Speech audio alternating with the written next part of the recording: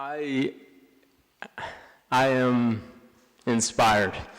I'm inspired by this extraordinary group of people, by all of you, by the space that we're in, and the remarks that I heard yesterday. Hearing you, Kevin, talk about the work in Toronto and how we humanize the facts and the stories of Amy and John. Hearing you, Sienna, talk about your family and your courage and your mom's courage and always making the ask and asking for help. And I don't have to look that far. I'm surrounded by leaders. Xenia to my right, Alejandra right behind me. It has been an extraordinary time to be with you all here at the Vatican, at Casina Pio. I'm blown away. Monsignor Sanchez, Dr. Betsy Parker, Dr. Jeffrey Sachs, Dr. Sonia Sachs, Dr. Tony Annett, Sam Lonnie, my brother, Anastasia, John, the entire team at SDSN Youth, as well as Gabriela Marino, Federica Petrini, incredible team here. And I was thinking about this. It's not just us in this room, it's everybody who's watching. So all of you, all around the world, who are tuning in, who are a part of the live stream, Mom, Dad, I made it. Mom and Dad, Cyrus, LJ, Raina, Abigail, all of my colleagues, everyone who supported us, not just me, but this is about solidarity. And for each of us who is here today, there are a lot of people who support us to enable us to be here today. So to all of you, thank you for all that you do. My name is Sam Vaghar, and I serve as the Executive Director of Millennium Campus Network, MCN, a global student network helping to address humanity's greatest challenges. I'm based in Boston, Massachusetts. In reflecting upon the theme of our symposium, the focus on our role as stewards of our planet for a more fraternal and supportive society, I affirm the insight shared by Monsignor Sanchez and by Dr. Annett that, quote, the current crisis is a crisis of values. If that is the problem threatening us, then I submit that the values we must affirm, empathy, humility, inclusion, are those that uphold dignity in our interactions with people and planet. A major force for shifting values is youth leaders committed to justice. As Pope Francis conveys to the world in Laudato Si, quote, young people demand change. They wonder how anyone can claim to be building a better future without thinking of the environmental crisis and the sufferings of the excluded. I've come to realize this truth, that youth leaders are willing to stand up for what is right and often have throughout history. We can study how the bold Ella Baker and young colleagues like Charlie Cobb and the Student Nonviolent Coordinating Committee came together to help tackle segregation and uphold civil rights in the United States. We can point to the remarkable role that young leaders, including Nelson Mandela, a leader who began his activism in his youth, played in ending apartheid. And in the mid-1980s in my country, the United States, 155 campuses mobilized to divest from South Africa during apartheid, helping to shift national and international public opinion on this injustice. History makes it clear. Youth alone do not change the world. Youth alone do not change the world. Intergenerational social movements that embrace youth leadership do. And so I come to the Vatican at this precarious time to share the message we all know to be true and must conclusively prove, that it is time to make a sizable investment in youth leadership, that convenings like this symposium matter, and that it is up to us inside and outside of this room to build upon this foundation, to ensure that every young person advancing the United Nations Sustainable Development Goals, every young leader far beyond this venue, has the support they need to carry out this shared work. And this isn't just a wish, a pipe dream. This is a mandate directly from the UN. It's clearly defined in SDG 4.7 that by 2030, all learners acquire the knowledge and skills to promote sustainable development. So as you asserted at this symposium last year, Professor Sachs, the precise support needed for youth leaders to meaningfully engage must be clearly defined. And then we, all of us as advocates, must be indefatigable in advocating for it. My journey into this space began at 19 years old. I read 2 books that changed my life. The first was Mountains Beyond Mountains, about Dr. Paul Farmer and Partners in Health. The second was The End of Poverty by economist Dr. Jeffrey Sachs. It was the final section of that book that spoke to me. A clear blueprint for what we as individuals could do to meaningfully engage with the world's poorest communities.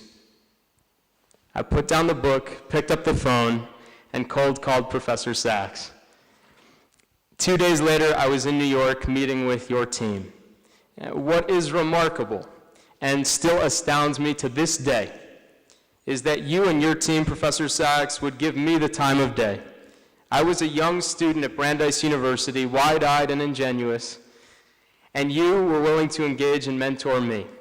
You saw the value in me as a potential young leader in this social movement, as you see in every young leader in this room today, and in thousands more you personally engage with across the globe. Thank you for believing in me when it mattered most and for embracing youth leadership. You're in many ways the reason that we're here, and so I want to invite all of you to join me in thanking Professor Sachs.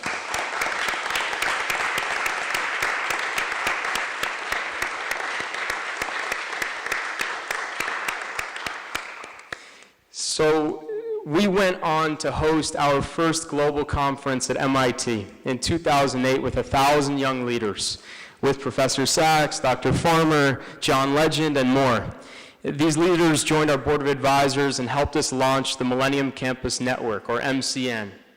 A decade into this journey, we have connected and trained over 5,500 undergraduates committed to social impact from 300 universities around the world. Undergraduates like Nisha McCrae, who used our training and took her engineering prowess from MIT to create a do-it-yourself solar power USB charger for mobile devices. She convenes teens in Cape Town, South Africa, and Boston, Massachusetts to assemble the chargers. Nisha then invites the teens to submit their own designs in pitch competitions. She has turned her organization, Bajika, from a student venture into a full-time organization, and trained 1,000 youth so far, helping young people tap into their entrepreneurial abilities to help chart their own futures. Nisha's story is just one of 5,500 in our alumni community to date. In every country I've traveled, and in most personal interactions I've had, young leaders have 2 requests, and I imagine many of you can guess what they are, because we've all made them. And those 2 requests are funding and jobs. Just by a show of hands, how many people here have had those requests to somebody for the work you do? Yeah, so me too. And here's what we found. There are 1.8 billion youth ages 15 to 24, and north of 100 million university students in the world today. No single organization could secure funding for every promising youth-led initiative and jobs for every young leader. And so at MCN, we look to root causes, to the gaps that, if addressed, would enable more undergraduate leaders, in particular, to be better positioned to leverage funding and secure social sector jobs for themselves. We identified 3 gaps: a lack of training, a lack of connections, and a lack of recognition. And so our newest programming model that we plan to embark on in 2018 centers on addressing these 3 gaps by convening, challenging, and celebrating student leadership for dignity of people and planet. We will meet students where they are at, utilizing our core curriculum refined over the past 5 years to help existing student leaders convene locally, campus by campus. Through these convenings over a semester, students will be trained in hard and soft skills, learning how to write budgets and business plans and manage their respective teams. These students, our Millennium Fellows, will have time and dedicated space to reflect on core values: empathy, humility, inclusion. Most importantly, the lived experiences of student leaders will guide the conversations. We will invite these students to take collective action to achieve the SDGs. Imagine one concrete example: fellows on a campus working with university administration, faculty, staff, and peers to create a campus-wide inclusion strategy, advancing SDG Target 10.2, ensuring students of all backgrounds on campus feel safe, feel secure, and are able to contribute to the community. With proven impact at the campus level, we will invite these students to plug into larger intercollegiate campaigns, the types of existing campaigns run by trusted organizations like SDS and Youth. And when students create impact locally and globally, we will recognize and celebrate their work by formally recognizing them as Millennium Fellows, a designation that will be known to universities, funders, and employers. Our goal is clear: to work with up to 20 Millennium Fellows on each campus, to give them access to training, connections, and recognition, and to do this with up to 100 campuses in 2018. And so my invitation to all of you in this room and to people watching around the world is, if you are an undergraduate leader advancing the SDGs, or if you know undergraduate networks, please connect them with us, because that's who we're looking for, that's who we want to be supporting in building their capacity to affect change. If students form grassroots communities grounded in ethical, collaborative leadership, they can live out what Pope Francis calls upon us all to make real. In a profound declaration in Laudato Si', Pope Francis shares this truth, quote, "The feeling of asphyxiation brought on by densely populated residential areas is countered if close and warm relationships develop, if communities are created, if the limitations of the environment are compensated for in the interior of each person, who feels held within a network of solidarity and belonging. In this way, any place can turn from being a hell on earth into a setting for a dignified life." Pope Francis powerfully affirms what I've spent a decade discovering, that if we help young people meaningfully engage in each community, in a local context, within a, quote, network of solidarity and belonging, we create the conditions for a, quote, dignified life.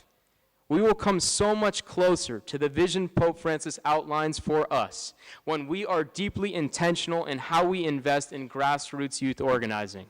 So if I could make two special appeals to communities that can meaningfully support this work, they are these. One, to philanthropy. And I'm looking far beyond this room to all the leaders around the world in philanthropy.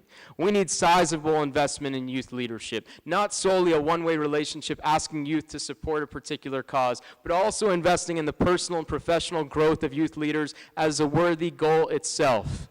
Consider this fact: according to research by McKinsey, major foundations have donated just 1% of their funds to leadership development in the past 2 decades. Major foundations have donated just 1% of their funds to leadership development for this sector in the past 2 decades.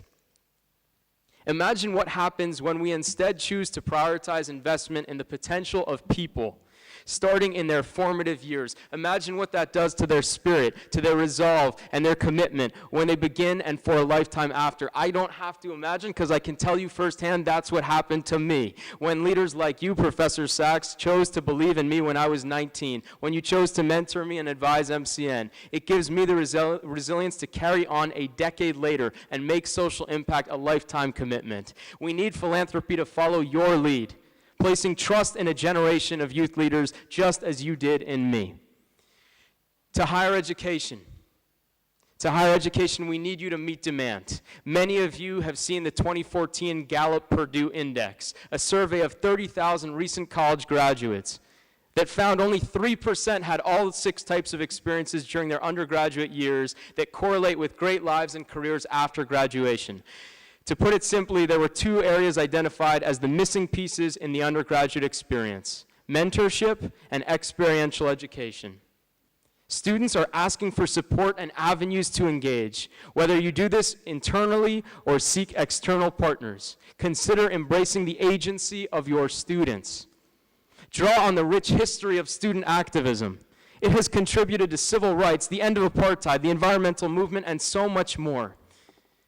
Can you in higher education create space to help student leaders tap into their power?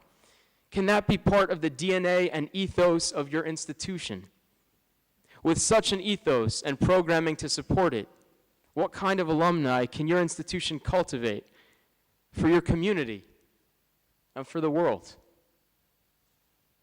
And one thought I keep returning to that I wanted to share with youth leaders here in this room and far beyond. May we be both humble and resolute. We all have so much to learn from our elders and from each other. Humility is our greatest tool to learn from the history and environment that shape us. And let us be resolute, knowing that we have real value to share, that whatever gaps we have in lived experience, we can compensate for. In the words often shared by you, Sam Lonnie, in quote, enthusiasm, idealism, and creativity. And so I am here to be a resource, if I can be, to every young leader and every leader in this room and far beyond, with the hope that I can learn from each of you as well. For all undergraduates, MCN is a resource for you, and I invite you to join our community. And I would be remiss if I did not recognize the extraordinary leadership of our partners at SDSN Youth for being a transformative network in this space. I'm also here in my advisory capacity, advising the executive director of UN Women. There is no question that women young and old face systemic sexism and oppression. We all know this, and I won't mansplain what is not my lived experience. But I want to offer UN Women as a resource. And for all young people, and all young people of faith, to know that UN Women is especially keen to work with you, and I would love to help connect the dots. As a young man, I have fallen short. I have made mistakes. And my time with UN Women has taught me that in particular, all of us identifying as male in this room and beyond have significant work to do to uphold the dignity of all genders. I am grateful to UN Women for leading on this work and spotlighting resources like MenCare and the Barbershop Toolbox to help us learn more. And I hope that for all of us youth of faith, for anyone here who identifies of a faith, that we can work at the nexus of feminism and faith to ensure our worship affirms our values. If anyone doubts that belief and investments in youth leadership are worthwhile, let me offer you one final example. It seems particularly fitting at the Vatican to reflect on my nation's history and on a transformative young individual of the Catholic faith who overcame discrimination to leverage youth leadership for the globe. At a time of anti-Catholic sentiment in the United States, the young, visionary John F. Kennedy became president. In his short life, he transformed millions more. President Kennedy and his colleague, Sergeant Shriver, created the Peace Corps. This idea at the time was mocked as a, quote, juvenile experiment and a, quote, kiddie corps. That small idea has led to over 200,000 Americans at an average age of 28 years old, engaging with communities in 139 nations, transforming the social fabric of our nation and its relationship with our world. In his inaugural address, President Kennedy called on all Americans to ask what they can do for our country. He called on all people to commit to the freedom of humanity. But in words perhaps lesser known from his inaugural address, he shared a charge almost unquestionably informed by faith. Quote, if a free society cannot help the many who are poor. It cannot save the few who are rich. May we realize that we are all interconnected, sharing our common home, and that when we are able to see each other, we find ourselves. Thank you very much. Thank you.